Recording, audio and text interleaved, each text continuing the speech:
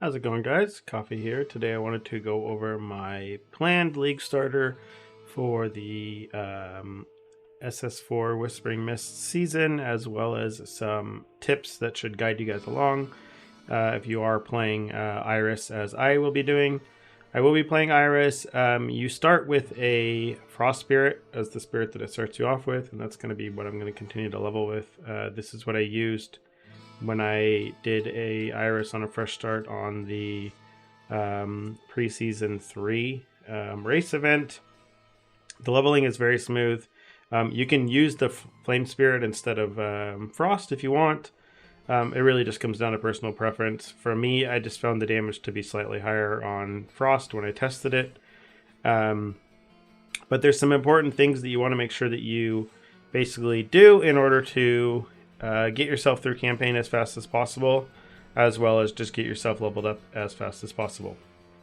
So one of the first things is while you are leveling and going through, there is going to be a zone at level 6 that you first come through. It used to be like that first zone after you get through the little tutorial area.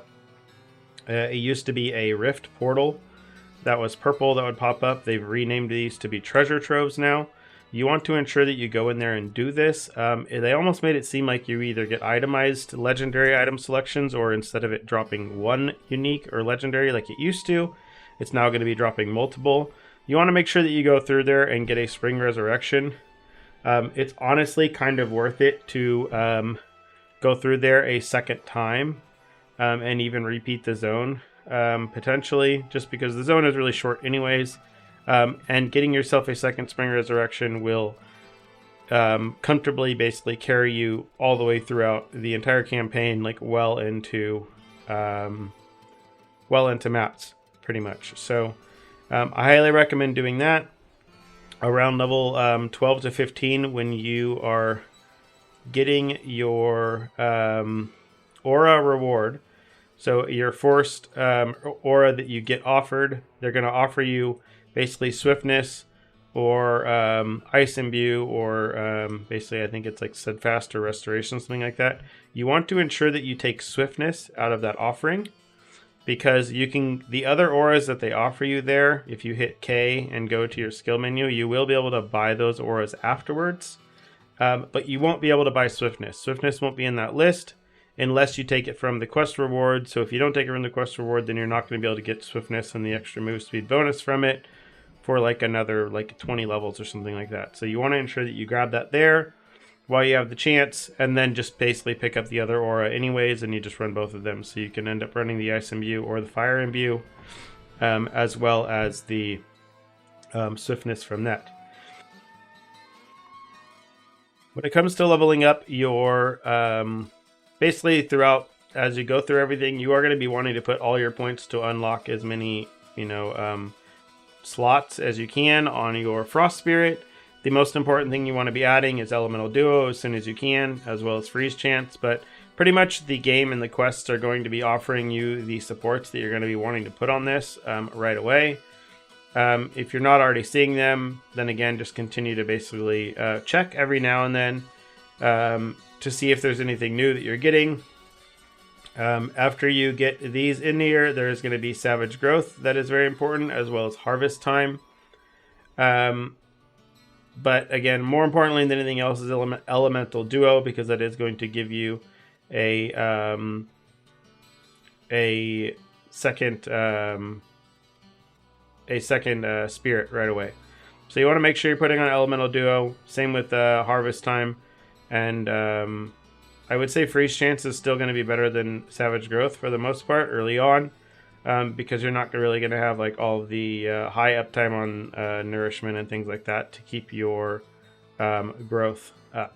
So I'll actually put these in the order in this max roll here, and I'll make sure I include this in the video. And then just because you're going to want to basically probably get these put on in this order, and then you can add your minion damage or whatnot over here as well. If you get yourself up to a 6 link somehow, maybe you get lucky enough to get the prototype drop right away. So yeah.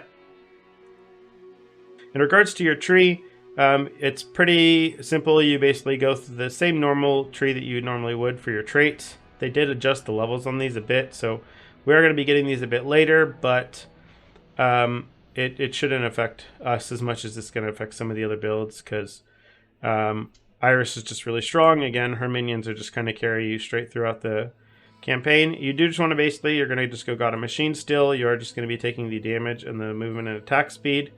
You want to grab this cooldown recovery here, and you're just going to push this +1 minion level. You do need to push 24 points now into the starting tree in order to unlock the major talent for the tree. We are just going to push this to 26 points.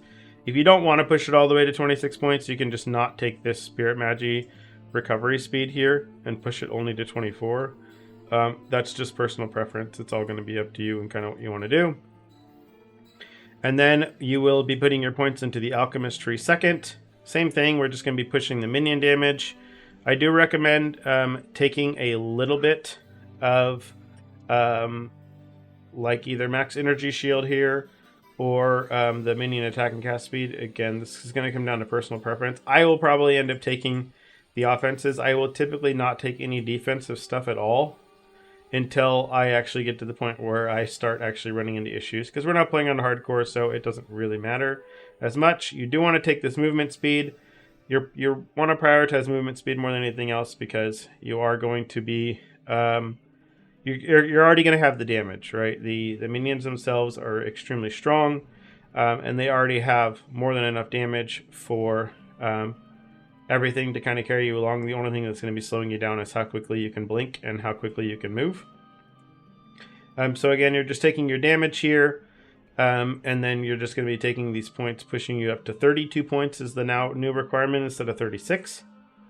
They did add a new point on the tree here that is going to be worth considering and potentially using at level 75.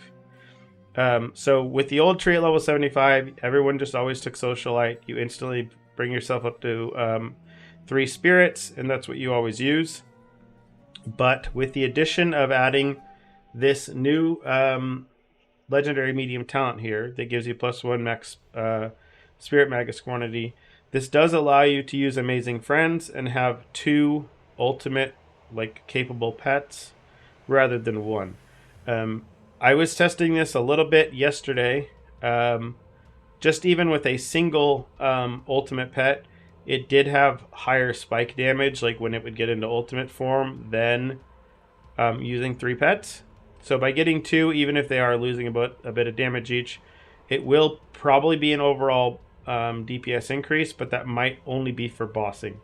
So I'm going to have to test it to feel what it feels like, but be aware of this and consider it, because this is new on the tree. This entire line here is new on the tree. This +1 to Spirit Magus as well. This is all new because this wasn't here before. This used to be give damage if the Spirit Magus had died, but nobody was having their Spirit Magus ever die, so nobody ever took these points. So be sure to test it out yourself. If not, just pop into stream and I'll let you know if it's worthwhile or not. I'll be testing it on the first day while I'm still streaming, so I'll be able to let you know. But and then for these, you're still just taking Source and Talons of Abyss, and then you are going to want to take your Steel Vanguard tree as your third tree here. You're basically just going to be taking the sealed mana, the minion damage, and then you're taking the CDR, and then you're pushing over here to get the blessings. These are just going to help and give you some extra minion damage, as well as give you some blessings, which is going to help with your survivability a bit. When it comes to putting your extra points, you can put some points here into the penetration, or go back into the first tree and finish out the points here in the chance to use an enhanced skill. For the Spirit Magi, you do want to be getting this to 100%, but depending on what gear you have or other things, if you're already overcapped on res, you might already have your 100% enhanced skill chance. So you'll just have to do the math on kind of what you have and then put points in based off of what you have. yeah, in regards to the pack spirits, again, you can just run. I highly recommend. I always just run EXP pets starting off. If you have them, if you don't, just run whatever you have for minion damage or damage. Really comes down to personal preference. So, yeah. Other than that, candles, we're not going to be getting those anytime soon at the very, very beginning, so don't worry about it. In regards to actually using skills here, I do recommend still using at least like one damaging skill, whether that's just using a Frost Terra or using like a Ice Lance, something like that. Ice Lance was buffed a decent amount, so you can do other things to still assist your pet in doing damage and still have at least one damage skill yourself. I still recommend that because you're still getting a decent amount of damage points on the tree. So don't neglect that while you're leveling. And then, yeah, other than that, just keep moving as quickly as possible and then, push yourself into maps, start farming up that money. And then there's some new legendary items that may or may not be easily accessible, but I will have an updated video at the end of day one to let people know whether or not these things are worth picking up and if they're affordable or whatnot, and I will be sure to let people know. So if you have any questions about leveling Iris or leveling any other build, leave them in the comments down below and I'll be more than happy to help. And other than that, see you in the next one.